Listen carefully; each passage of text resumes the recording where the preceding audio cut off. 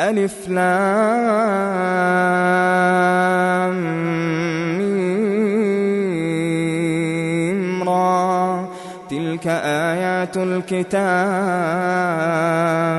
والذي أنزل إليك من ربك الحق ولكن أكثر الناس لا يؤمنون الله الذي رفع السماوات بغير عمد ترونها ثم استوى على العرش وسخر الشمس والقمر كل يجري لأجل مسمى يدبر الأمر يفصل الآيات لعلكم بلقاء ربكم توقنون وهو الذي مد الأرض وجعل فيها رواسي وأنهارا ومن كل الثمرات جعل فيها زوجين اثنين يغشي الليل النهار إن في ذلك لآيات لقوم يتفكرون وفي الأرض قطع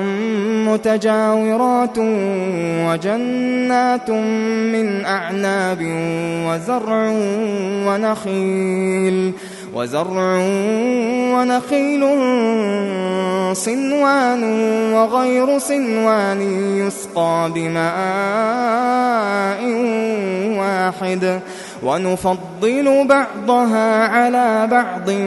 في الأكل إن في ذلك لآيات لقوم يعقلون وإن تعجب فعجب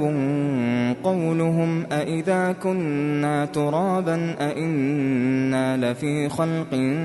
جديد أولئك الذين كفروا بربهم وأولئك الأغلال في أعناقهم وأولئك أصحاب النار هم فيها خالدون ويستعجلونك بالسيئة قبل الحسنة وقد خلت من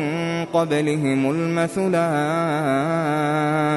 وإن ربك لذو مغفرة للناس على ظلمهم وإن ربك لشديد العقاب ويقول الذين كفروا لولا أنزل عليه آية من ربه إنما أنت منذر ولكل قوم هاد الله يعلم ما تحمل كل أنثى وما تغيض الأرحام وما تزداد وكل شيء عنده بمقدار عالم الغيب والشهادة الكبير المتعال سواء منكم من أسر القول ومن جهر به ومن هو مستخف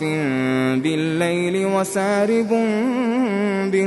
بالنهار له معقبات من بين يديه ومن خلفه يحفظونه من أمر الله إن الله لا يغير ما بقوم حتى يغيروا ما بأنفسهم وإذا أراد الله بقوم سوءا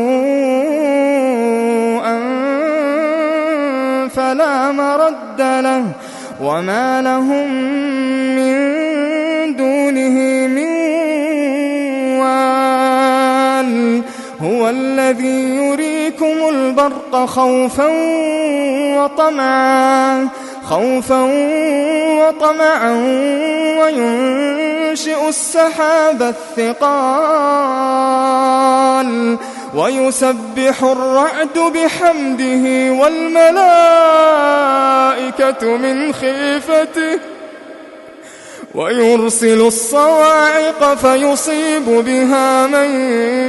يشاء وهم يجادلون في الله وهو شديد المحال له دعوة الحق والذين يدعون من دونه لا يستجيبون لهم بشيء إلا كباسط كفيه إلى الماء ليبلغ فاه وما هو ببالغه وما دعاء الكافرين إلا في ضلال. ولله يسجد من في السماوات والأرض طوعا وكرها وظلالهم بالغدو والآصال. قل من رب السماوات والأرض قل الله. قل أفاتخذتم من دونه أولياء لا يملكون لأنفسهم نفعا ولا ضرا. قل هل يستوي الأعمى والبصير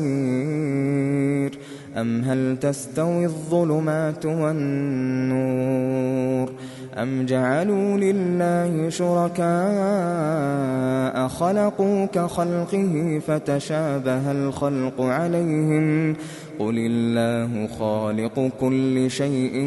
وهو الواحد القهار. أنزل من السماء ماء فسالت أودية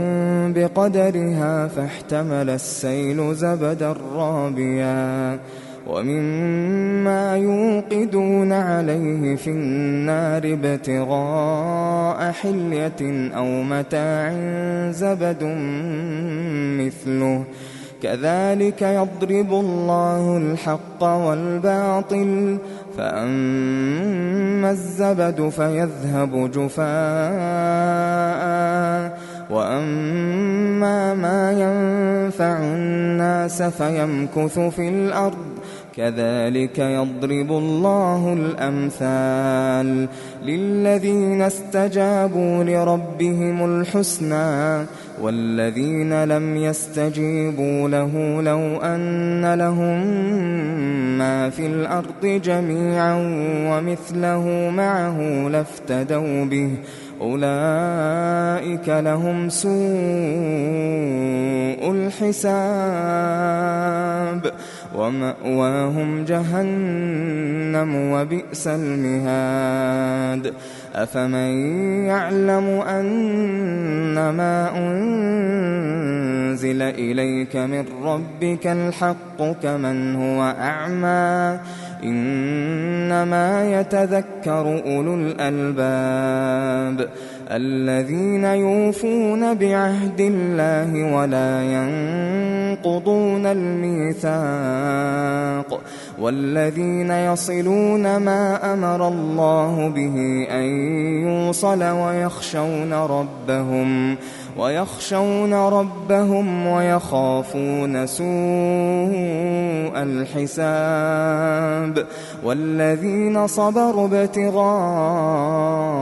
وجه ربهم وأقاموا الصلاة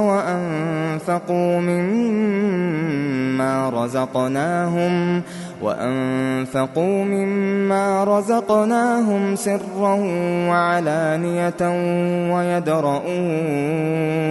ويدرؤون بالحسنة السيئة أولئك لهم عقبى الدار جنات عدن يدخلونها ومن صلح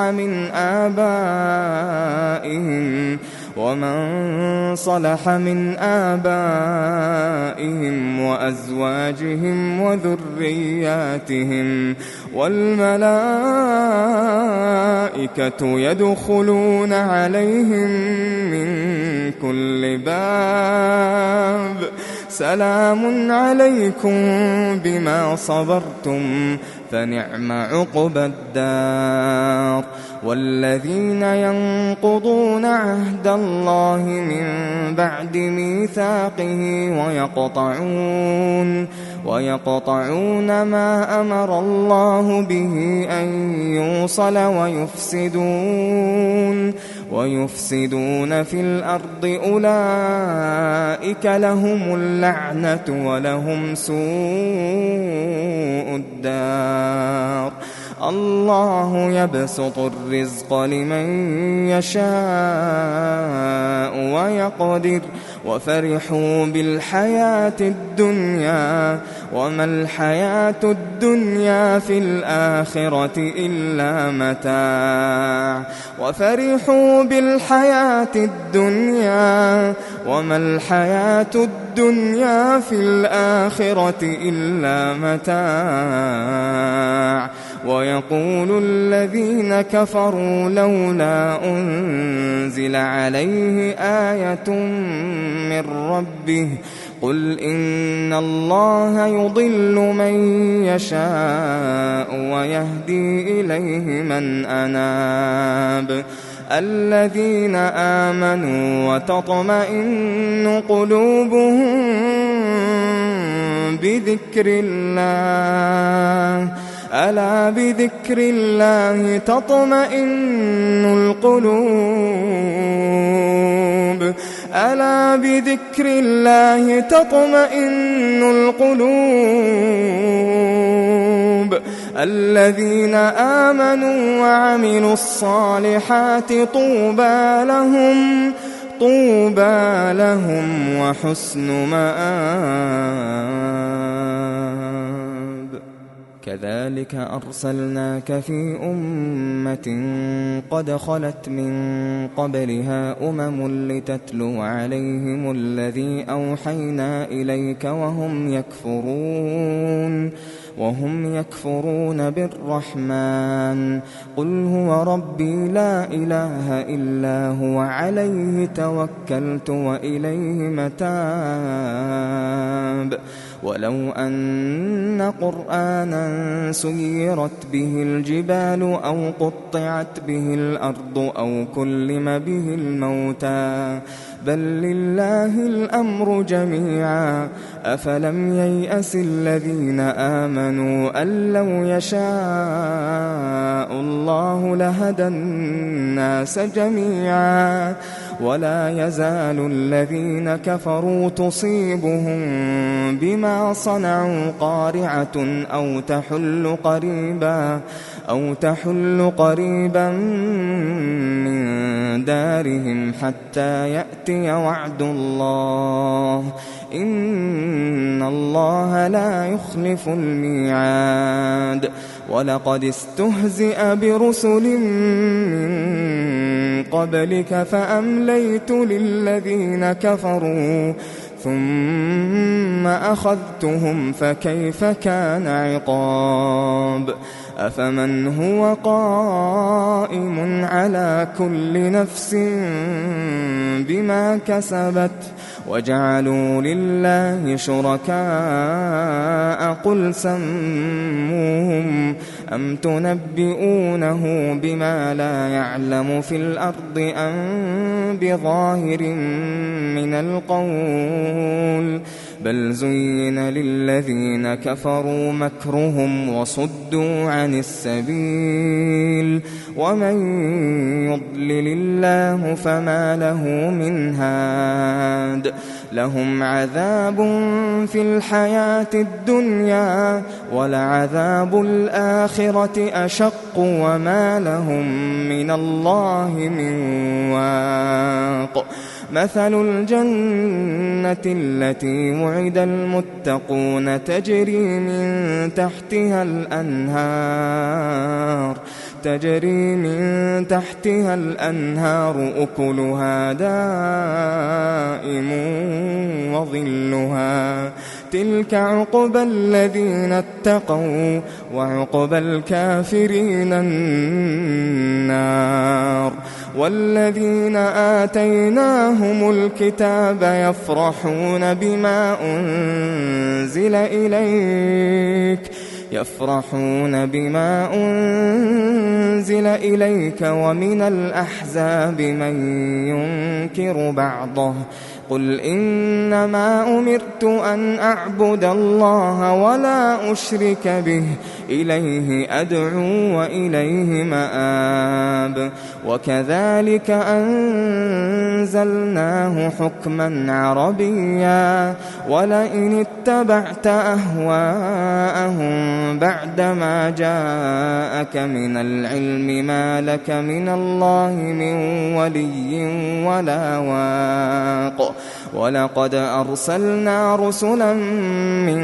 قبلك وجعلنا لهم أزواجا وذرية وما كان لرسول أن يأتي بآية إلا بإذن الله لكل أجل كتاب يمحو الله ما يشاء ويثبت وعنده أم الكتاب وإما نرينك بعض الذي نعدهم أو نتوفينك فإنما عليك البلاغ وعلينا الحساب أولم يروا أنا نأتي الأرض ننقصها من أطرافها والله يحكم لا معقب لحكمه وهو سريع الحساب وقد مكر الذين من قبلهم فلله المكر جميعا يعلم ما تكسب كل نفس وسيعلم الكفار لمن عقبى الدار ويقول الذين كفروا لست مرسلا قل كفى بالله شهيدا